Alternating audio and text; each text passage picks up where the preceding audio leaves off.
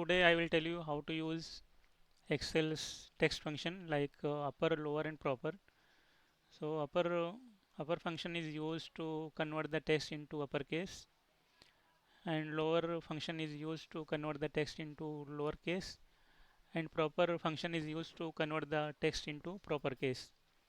So whenever we have any list of name or anything, so we can convert them into upper, lower and proper as per our requirement. So let's see an example. I have done it here. Let me clear this. Let me use upper to capitalize each character. My text is here. We can drag this formula down. So you can see all the name are converted into uppercase.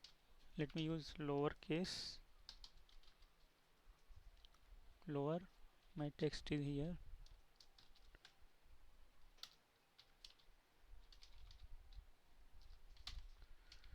So here all the text are converted into lowercase. Now let me convert into proper case. Proper case means the first character of each word will be in capital. So let's see proper.